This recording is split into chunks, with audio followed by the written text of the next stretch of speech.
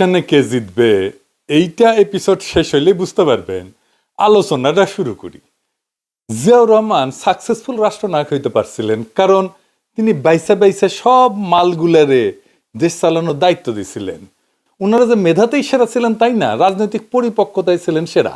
তাদের কেউ কেউ খালেদা জিয়ার টাইমেও ছিলেন, যেমন ধরেন সাইফুর রহমান, বি চৌধুরী স্যার, মশিউর রহমান জাদু মিয়া। আর দুর্ভাগ্যজনকভাবে তারেক রহমানের আশেপাশে জুটছে ধান্দাবাজ, ইতর এবং অপদার্থগুলা। আমি বলি তারেক রহমানের চাকর বাকর, রাজনীতি করতে আসে নাই। আর পাশাপাশি তারেক রহমান রাজনীতি বলতে বুঝিয়েছেন ম্যানেজমেন্ট। আমি প্রমাণ দিয়া বুঝাই দিতেছি।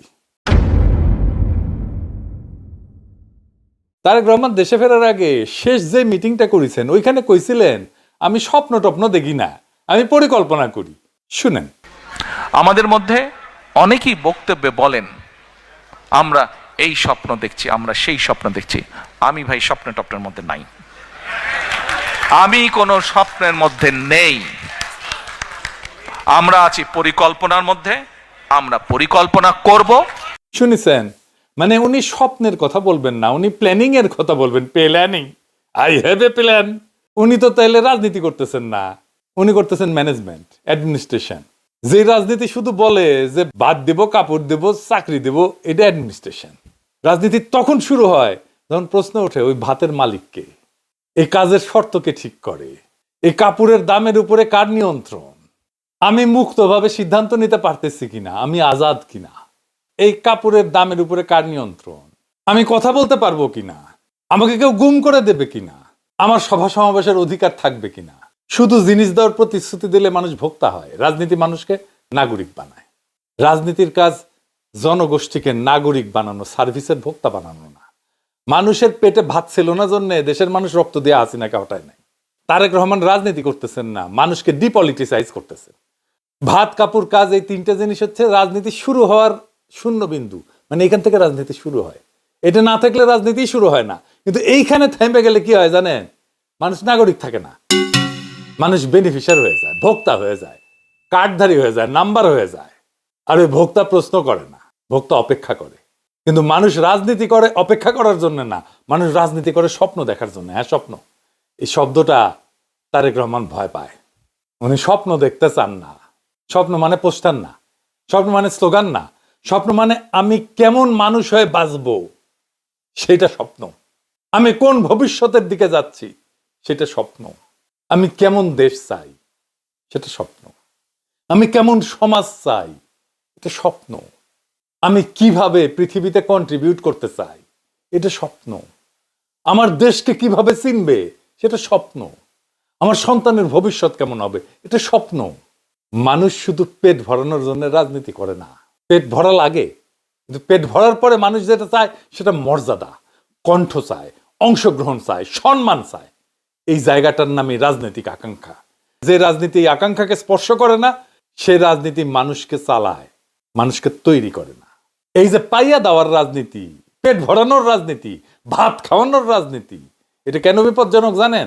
কারণ এতে নাগরিক দাবিদার না হয়ে গ্রাহক হয়ে যায়, অধিকার হয়ে যায় সুবিধা, প্রশ্ন হয়ে যায় অভিযোগ। আর অভিযোগ করলে কি হয়? সার্ভিস সেন্টারে পাঠানো হয়, তাই তো? এটা রাজনীতি না, এটা কর্পোরেট গভর্নেন্স। রাজনীতি মানে মানুষকে বলা তুমি শুধু বাঁচবে না, তুমি ঠিক করবা কিভাবে বাঁচবা। স্বপ্ন ছাড়া রাজনীতি হয় না। আর স্বপ্ন বাদ দিলে যত বড় প্রতিশ্রুতি দেন না কেন, এটা রাজনীতি না, এটা ডেলিভারি। কমিউনিস্ট পার্টির স্লোগান ছিল ভাত কাপড় কাজ, কমিউনিস্ট পার্টির এক আওয়াজ। ওইটা মানুষকে বাঁচায়, এটা ঠিক, কিন্তু নাগরিক বানায় না। স্বপ্ন মানুষকে নাগরিক বানায়, স্বপ্ন ছাড়া রাজনীতি না, এটা কর্পোরেট ম্যানেজমেন্ট। তারেক রহমান সিপিবির রাজনীতি করিচ্ছে, ভাত কাপড় কাজ, তারেক রহমানের এক আওয়াজ। কিন্তু তারেক রহমান আপনার প্রতিপক্ষ স্বপ্ন দেখাচ্ছে। এই শক্তিশালী স্বপ্নের কাছে আপনার তথাকথিত প্ল্যানিং হেরা যাবে। দেখেন,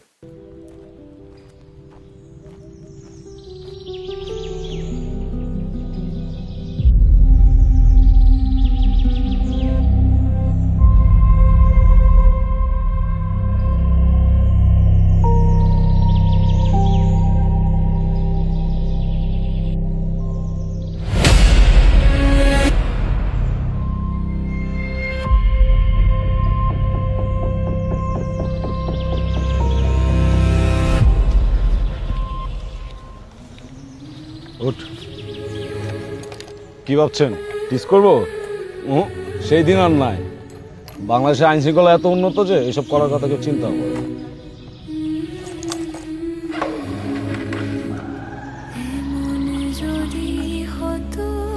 কি ভাবছেন এগুলো সত্যি? এগুলো সবই আমাদের স্বপ্ন, আর এই স্বপ্নকে বাস্তবায়ন করতে হলে সৎ ও যোগ্য লোককে ভোট দিন। দেখেছেন স্বপ্ন? আরো দেখবেন স্বপ্ন? দেখেন।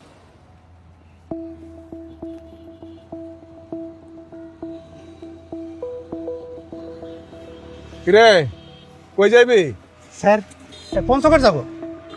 পঞ্চগড় যাবি? জি স্যার। চোখ লাল কে? কি খাইছ? কিছু না তো স্যার। কিছু কাজ নাই? না স্যার। আয় নিচে নাম, নিচে নাম। স্যার সত্যি কিছু কথা আছে তোর লাগে, নিচে আম। আরে ভয় পাইস না, নিচে নাম। আয় আপর। হ্যাঁ নাই স্যার সত্যি কইতেছি কিচ্ছু খাই নাই। কিছু কাজ নাই? কাজ নাই কে? খাইবি? দিমু কিছু খাবি? কি কন কিছু তো বুঝলাম না। খাইবি কি না ক? কামাল স্যার দেই খাওয়ানটা দেই। আরে দাও ল। আরে ভয় পাইস না, ল। কি আছে? ফুল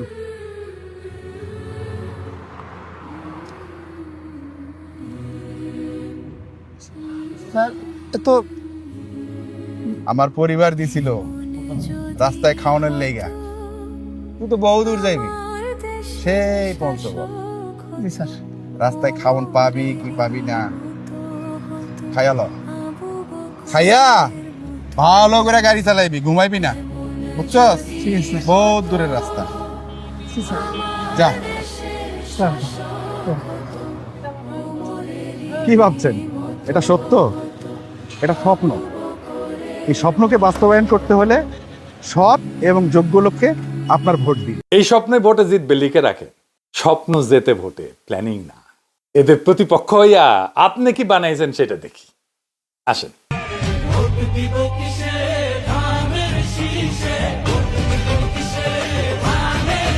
দেখি যাও এর মধ্যে কি আছে? রাজনীতি আছে, স্বপ্ন আছে, কল্পনা আছে, দেশ আছে, মানুষ আছে? নাই। খেমটা নাচ ছাড়া কিছু নাই, কোনো রাজনীতি নাই। কেন ধানের শেষে ভোট দিবি? মানে ভোট দিলে খেমটা নাচ দেখাবে নিত্যদিন, তাই? তফাৎটা দেখেছেন তো? আপনার এই খেমটা নাচ তারেক রহমান আপনার হারায় দেবে।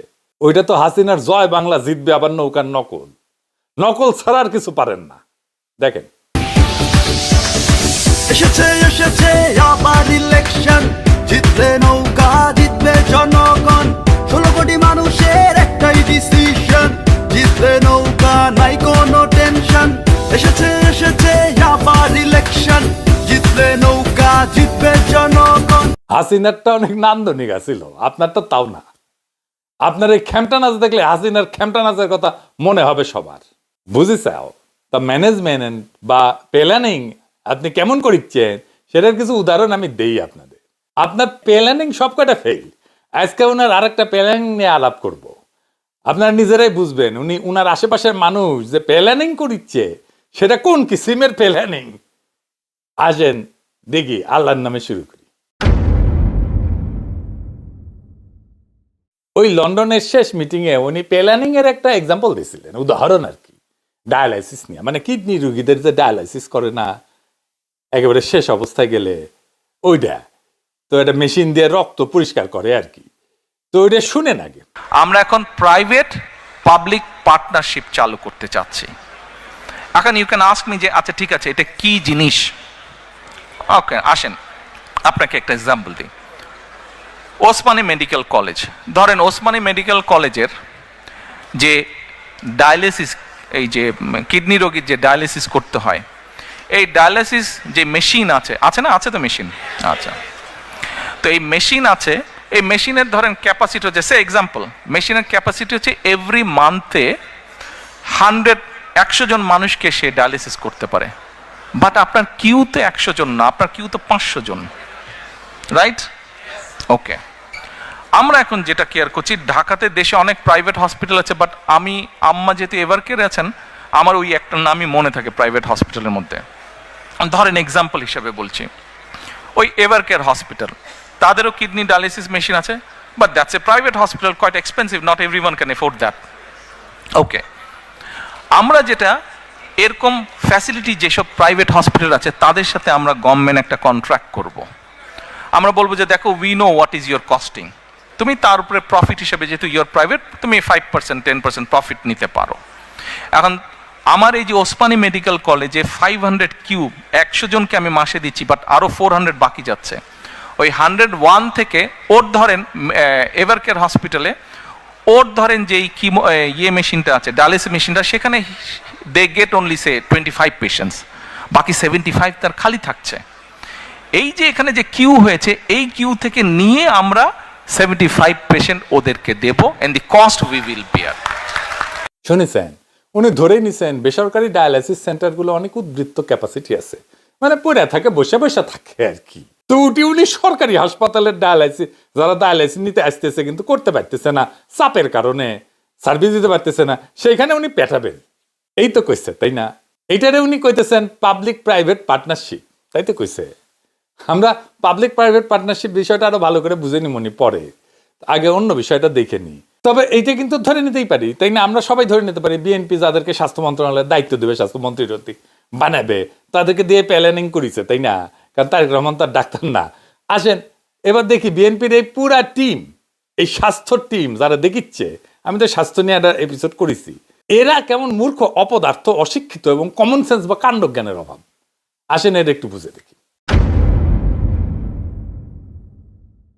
বেসরকারি সেন্টারে ডায়ালাইসিসের দাম বেশি জন্য এখানে ডায়ালাইসিস করতে যাবে না রোগীরা, এটা একটা মারাত্মক ভুল ধারণা। কমন সেন্স বা কাণ্ডজ্ঞান দিয়ে এই প্ল্যানিং যে অন্তঃশ্বাস শূন্য, এটা বোঝা যায়। উনি চেক করেন নাই যে বেসরকারি ডায়ালাইসিস সেন্টারগুলোতে আসলেই ক্যাপাসিটি উদ্বৃত্ত আছে কিনা। মানে ওই যে উনি আসার পরে প্ল্যানিং করেছিল না, উনি ওই যে আহতদের দেখতে যাবে হাসপাতালে, তারপরে দেখে রুগী নাই, এটি দেখি চাও, ওই রকম প্ল্যানিং হয়েছে। এটা বেসরকারি সেন্টারগুলোতে ক্যাপাসিটি কখনোই উদ্বৃত্ত থাকবে না, থাকার কথা না। ক্যাপিটালিজম চলে সাপ্লাই ডিমান্ড দিয়া। ডায়ালাইসিসের খরচের কারণে যদি বেসরকারি কোনো সেন্টারে রোগী না আসে, তারা দাম কমায় দেবে।